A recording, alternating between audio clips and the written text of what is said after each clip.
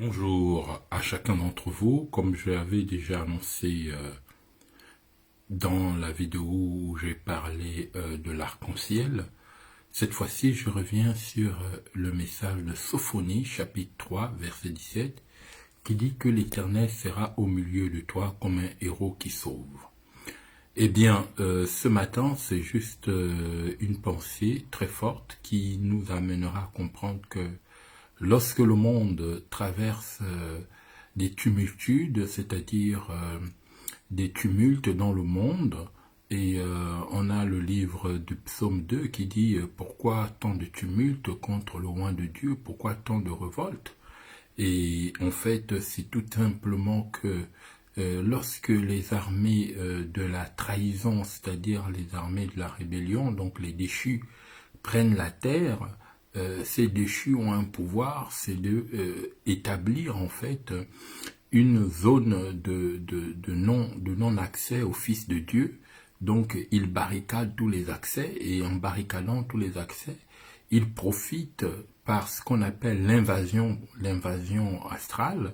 Donc cette invasion astrale va provoquer ce qu'on va appeler en fait une démobilisation des forces de la vie. Mais toujours est-il, c'est que à ce moment, Dieu est en train de manœuvrer, Dieu est en train de travailler, car il est un héros qui sauve. Oui, c'est dans le silence, c'est dans le secret, et même parfois dans ce qu'on appelle l'inattendu, le désespéré, que Dieu s'élèvera le dernier. Parce que il faut savoir que lorsque Dieu s'établit quelque part, sa lenteur n'est pas en fait une forme de faiblesse, ou encore son absence de réaction n'est pas une forme de désaveu, de courage. Et donc, c'est toujours quand on comprend que tous les grands héros de la Terre sont passés par la mort et qu'aujourd'hui, que sont-ils devenus, ces gens qui ont eu un tel pouvoir qui ne peuvent même pas eux-mêmes s'oxygéner et pourtant ils ont arraché la vie de multitudes et des multitudes des hommes et eux-mêmes quand ils meurent, ils sont incapables de se donner l'oxygène parce que on comprend bien que malgré le fait qu'ils soient possédés par le diable et par les démons, ces personnes-là n'ont pas en fait la capacité de se réanimer eux-mêmes quand il s'agit leur tour d'être mis à l'épreuve. Et c'est pourquoi nous devions garder d'autant plus l'espérance que quelle que soit la situation que nous traversons, quelles que soient les difficultés que nous traversons, nous devions nous appuyer sur Sophonie chapitre 3, verset 17, qui nous rappelle que Dieu est un héros qui sauve. C'est-à-dire que quelles qu'en soient les situations, quelles qu'en soient les épreuves, le Seigneur s'élèvera et il donnera un jour gloire à son nom. C'est pourquoi nous sommes ici et maintenant dans un rapport d'influence, dans un rapport de force. Et ce rapport de force, c'est d'abord comprendre en réalité qui nous sommes devant la puissance des meurtriers, devant la puissance des faiseurs de mort, des vendeurs de mort, et parce qu'en fait, ces hommes qui ne respirent que l'aspiration et l'énergie d'autrui pour pouvoir se vivre, parce qu'en eux-mêmes, ils n'ont plus de vie. Ce sont des sortes de zombies qui, par leur exercice d'existence, ont besoin de s'appuyer sur la vie des gens, leur pomper l'énergie, leur pomper la gloire pour essayer de se trouver une vie. Et combien de multitudes ont-ils allongé, hein? On a vu toutes les influences qu'il y a eu dans le monde au travers les révolutions, au travers les guerres, mais tous ceux qui les ont menés à un moment quand ils ont traversé eux-mêmes la vallée de la mort, ils ont été incapables de s'oxygéner. Donc ça veut dire que toi qui donnes la mort, toi qui assujettis autrui, tu es incapable toi-même de te donner la vie. Mais seulement tu travailles pour les entités sans âme, tu travailles pour les puissances de la destruction et tu es bien content quand c'est toi qui donnes des coups. Mais sache qu'aujourd'hui, l'Éternel est un héros qui sauve, qu'il se lèvera. Quelles qu'en soient les situations, quelles qu'en soient les étapes, il y a toujours un temps pour toute chose sur cette terre. Et lorsque Dieu a choisi de manifester sa gloire au travers un fils de l'homme, quelles qu'en soient les preuves, quelles qu'en soient les persécutions, le Seigneur sera toujours le maître de toutes choses, et il donnera un jour raison à celui qui persévère. C'est pourquoi ce matin, je ne veux pas donc être exhaustif dans ma pensée. La pensée que je dis, c'est tout simplement que au-delà de tout ce que nous avons traversé, au-delà des usurpations, des titres, des usurpations des droits, je sais que seul Dieu triomphera, seul Dieu aura le dernier mot. Dans la valeur dimensionnelle de la vie, c'est Dieu qui a toujours le dernier mot. Et même ceux qui viennent usurper le nom de Dieu, parce que dans toute l'histoire de la Bible, on a tout simplement vu que le nom de Dieu a été usurpé à plusieurs reprises. Abiram et Corée ont usurpé le nom de Dieu. Akan a usurpé le nom de Dieu.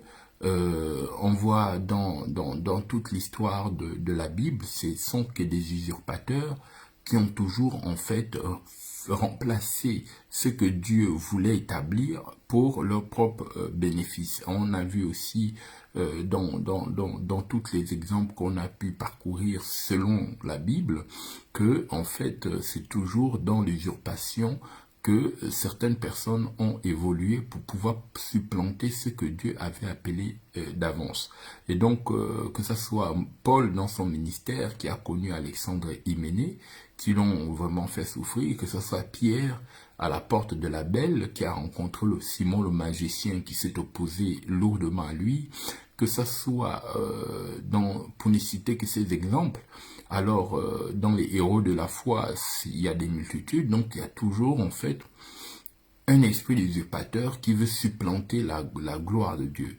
Et donc, ce qui est important aujourd'hui de saisir, c'est que l'Éternel est un héros qui sauve, et quelles qu'en soient les épreuves, quelles qu'en soient les différentes étapes que nous traversons factuellement, nous devions garder l'espérance que, l'Éternel va avoir, le dernier mot, et que ceux qui pensent, profiter de la vie d'autrui, des biens d'autrui, de la faveur d'autrui, parce qu'ils ont les moyens de la terreur, ils ont les moyens de l'intimidation, ils ont les moyens des faiseurs de mort.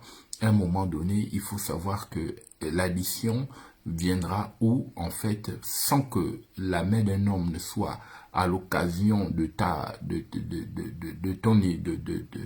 ton épreuve, Dieu seul s'élèvera, et c'est à ce Dieu que je te remets, toi qui es dans une forme de menace, une forme d'attaque, une forme de supplantation de la vie d'autrui.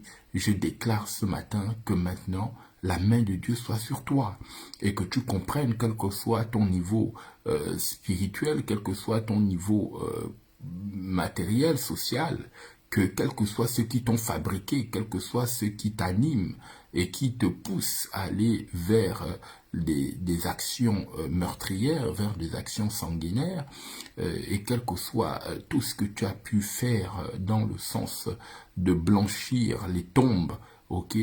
La Bible dit que ceux qui tuent les prophètes et qui blanchissent les tombeaux blanchis, le Seigneur déclare qu'à un moment donné, la vie viendra et elle se révélera dans sa puissance et dans sa magnificence. La vie triomphera toujours de tous ces faiseurs de mort, de ces instruments de terreur qui agissent dans le but d'intimider la vie et de pouvoir neutraliser la vie. Mais la vie aura toujours une issue là où tout semble fermé, car son but initial, c'est de pouvoir faire circuler la vie et de maintenir la vie au-dessus de la mort. Donc sur ce, je vous souhaite une excellente journée. Surtout, gardez, la sagesse, l'intelligence. La Bible dit tout don parfait, toute grâce excellente descend d'en haut du Père de lumière. Que la gloire de Dieu soit capable de se fixer au travers le livre de Sophonie chapitre 3 verset 17, qui est une promesse inébranlable. Sur ce, je vous souhaite une excellente journée et surtout, gardez votre intelligence vive dans le discernement des esprits.